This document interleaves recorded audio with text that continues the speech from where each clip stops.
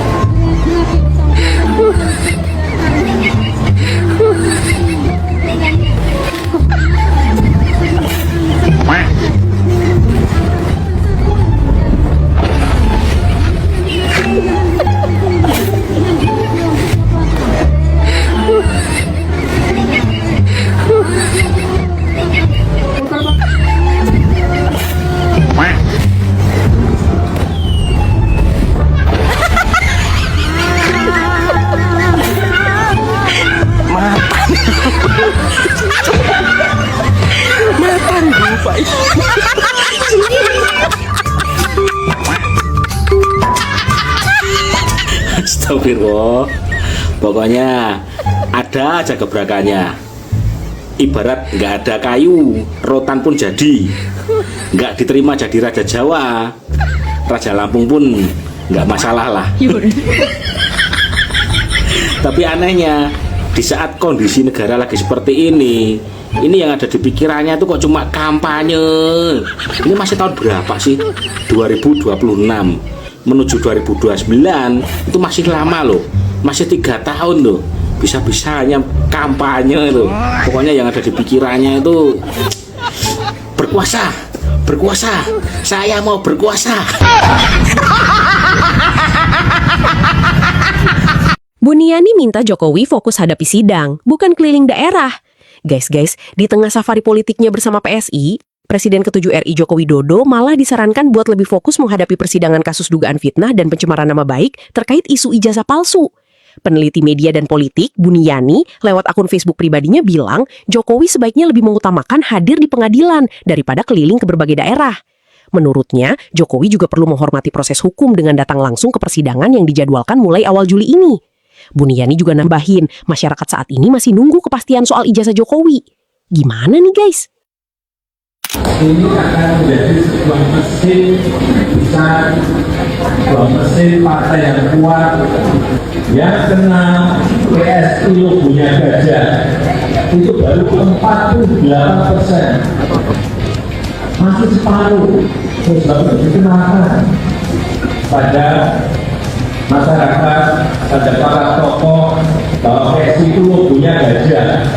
Target kita ini bukan target kecil, bukan target masuk Senayan. Masuk Senayan itu insya Allah masuk.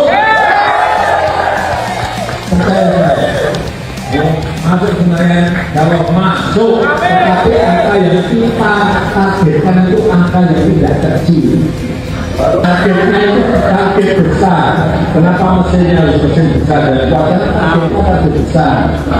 Saya yakin PSI akan menjadi partai besar.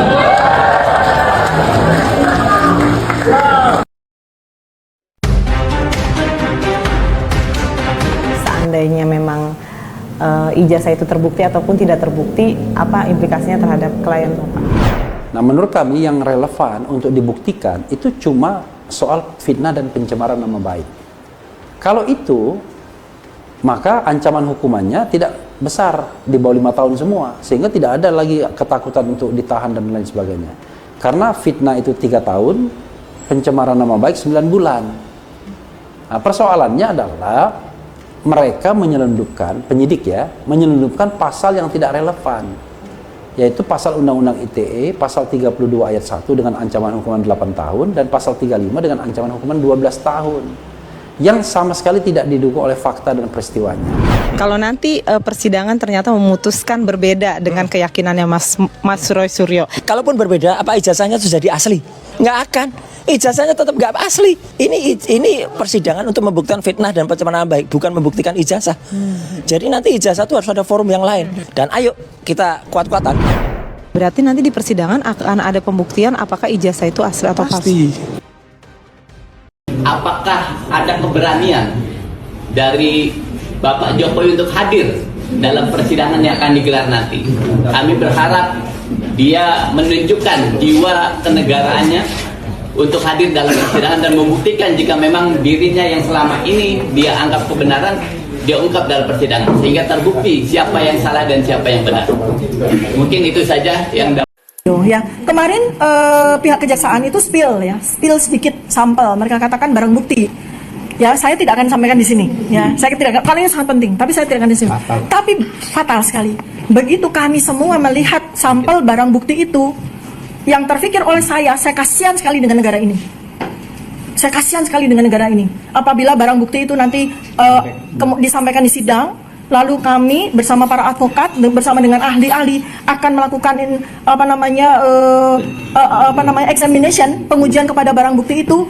Saya bilang kasihan negara ini karena nanti BBC, Al Jazeera, kemudian CNBC, ya bukan hanya teman-teman media lokal, tapi juga media internasional akan melihat betapa buruknya tata laksana governance di negara ini, sehingga dokumen-dokumen seperti itu bisa meluluskan. Dr. Tifa tolak minta maaf, tantang balik penguasa. Nah, kedua, restoratif justice itu artinya kan kami mengaku salah. Loh, kami itu salah apa?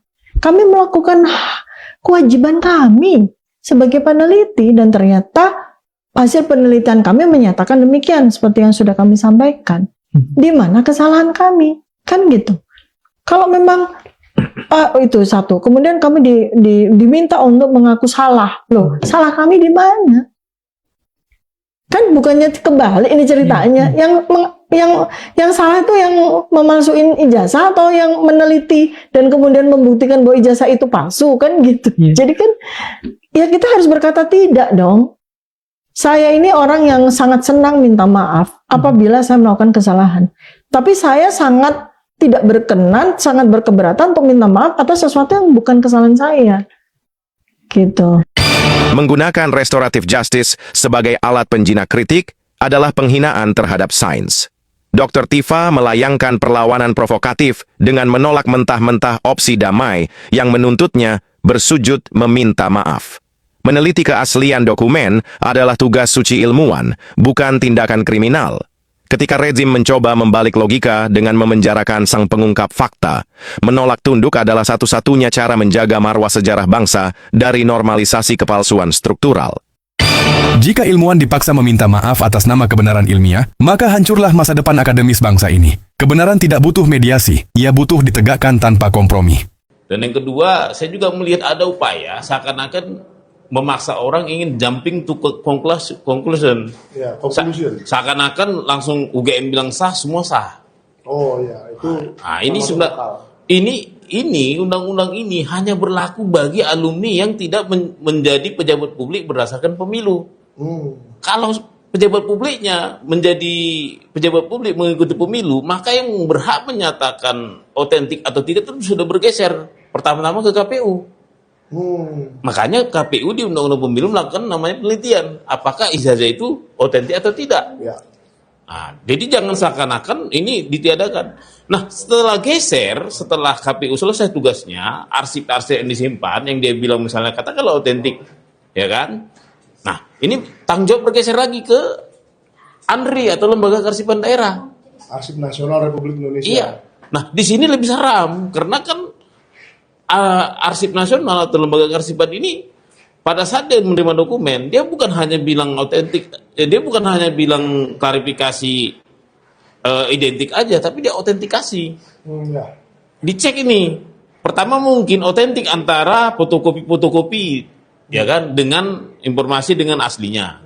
Ya. Setelah Informasinya isinya sama, misalkan namanya sama-sama nama, Joko Widodo, foto, tanda fotonya tangan. itu juga, ya. Nah, tapi dia nanti finalnya itu dia akan periksa nih dokumen otentik sumber fotokopi yang mau diarsipkan ini. Ya. Umur kertas, senyawa kimia tinta. Nah, nanti dia melibatkan ahli forensik dokumen. Dan kalau kita baca peraturan Kepala ANRI nomor 1 tahun 2023 itu melibatkan ahli pendidikan. Misalnya gini, benar nggak rektor itu zaman segini, tahun segini ada itu? Ya. Benar nggak ini tanda tangan pejabat tersebut? Nah, begitu. Nah, Jokowi itu nyolong, meminta dengan paksa kepada iparnya si Mulyono, Heru Mulyono yang menikahi Hidayati, adik tirinya Jokowi itu, ya, dengan paksa minta ijazahnya itu. Nah, itulah yang kemudian direkayasa lalu dicetak di Pramuka, jadilah ijazah yang kemudian nyebar sekarang ini, yang dibawa oleh Jokowi ke Polda Metro. Nah, jadi kalau polisi cerdik itu harusnya meneliti kematian Hari Mulyono, dan berkait dengan itu kemungkinan juga karena kasihan adiknya menjadi janda lalu dikawinkanlah sama Anwar Usman dari MK. Kalau terjadi jenazah digali kembali, ya, lalu diotopsi, mungkin dugaan saya itu benar. Sudah 3 tahun lebih beberapa aktivis dan intelektual Indonesia terkemuka, semisal Roy Suryo, Dr. Tifa, Rizal Fadilah, Kurniatri Royani, Rustam Effendi, dan lain-lain, berjuang tanpa rasa takut mencoba membongkar ijazah palsu Jokowi. Mereka mencoba menunaikan tugas mereka bukan saja sebagai intelektual, tapi juga sebagai intelijensia. Intelektual itu adalah seorang yang berilmu, biasanya mendalami salah satu cabang ilmu pengetahuan, tetapi cenderung menghindari konfrontasi dengan kekuasaan. Sedangkan intelijensia adalah intelektual yang punya komitmen untuk ikut menegakkan keadilan sosial, politik, ekonomi, dan keadilan hukum, dan berani mengambil risiko berkonfrontasi dengan pemerintah yang sedang berkuasa. Sebagai intelijensia Indonesia, mereka sangat vokal dan berani menuding bahwa Jokowi tidak punya ijazah asli S1 Fakultas Kehutanan UGM. Statement mereka itu bukan asal bunyi, tapi di backup dengan bukti-bukti yang cukup convincing, yang cukup meyakinkan. Nah, dorongan tokoh-tokoh itu dalam membongkar ijazah palsu Jokowi itu agar tidak ada lagi manusia palsu yang berhasil jadi presiden dengan kepalsuan ijazahnya. Jadi saya berpendapat Jokowi harus segera dibenamkan dalam rawa-rawa sejarah. Jokowi sendiri sudah memberitahu caranya. Jadi dia menantang di berbagai kesempatan. Di iNews 5 bulan lalu dia berkata akan membawa ijazah asli jika diminta pengadilan. Sebelumnya 11 bulan yang lalu dia berkoar pasti akan menunjukkan ijazah asli di pengadilan. Nah, kemudian Jumat 23 Mei 2025 ngomong lagi dia akan tunjukkan ijazah di pengadilan biar terang benderang katanya. Nah, April 16 2025 dia ngomong lagi, ya, si Jokowi menantang pasti akan bawa ijazah asli asalkan pengadilan yang meminta. Dan supaya isu yang melelahkan dan sempat memecah belah masyarakat itu segera selesai, tuntas, ya, maka segera saja salah satu pengadilan negeri yang ada di Jakarta menyidangkan kasus ijazah palsu Jokowi. Jokowi harus hadir sesuai janjinya. Pasca beredarnya foto Jokowi kemarin yang mendapat sebuah gelar di Lampung, saya tidak tahu itu gelar dari kerajaan atau dari lembaga adat. Banyak senior yang mengontak saya dan banyak teman-teman yang bertanya kepada saya, "Bang, ini Jokowi kok kesannya menginjak kepala banteng ya?" Saya juga tidak paham apakah memang adat di sana syarat mendapat gelar itu harus menginjak kepala kerbau. Saya tidak mengerti. Tetapi saya tertarik dengan pertanyaan pihak-pihak yang mengontak saya. Saya sama sekali sebetulnya tidak tertarik dengan gelar yang didapat oleh Jokowi dan acara yang dilakukan di sana. Tidak sama sekali. Bagi saya itu hanya sebuah kamuflase politik dalam perjalanan politik Jokowi ke depan lah. Ya.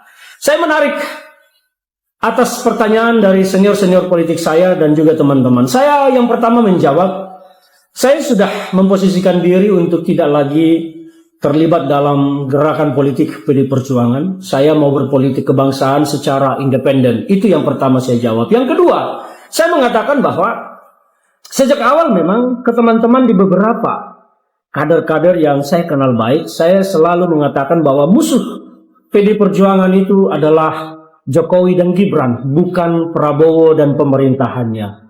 Dan inilah yang saya perhatikan bahwa Jokowi ini pasti punya gerakan yang sistematis dan pasti dia akan melakukan bedol desa terhadap kader PD Perjuangan menjelang pemilu legislatif 2029. Karena dia pasti akan menarik itu. Dan simbol ketika dia menginjak kepala kerbau itu, dikatakan orang kesannya menginjak kepala banteng yang menjadi lambang PD Perjuangan. Mungkin itu pesan yang dikirim, tapi saya tidak tertarik. Saya malah tertarik bagaimana cara Jokowi akan melakukan bedol desa terhadap kader PD Perjuangan. Dan inilah yang saya anggap bahwa teman-teman saya, kader-kader yang saya kenal itu, saya katakan musuh PD Perjuangan itu adalah Jokowi dan Gibran, bukan Prabowo dan pemerintahannya. Jadi kalau saat berpolitik ya memang repot. Nah,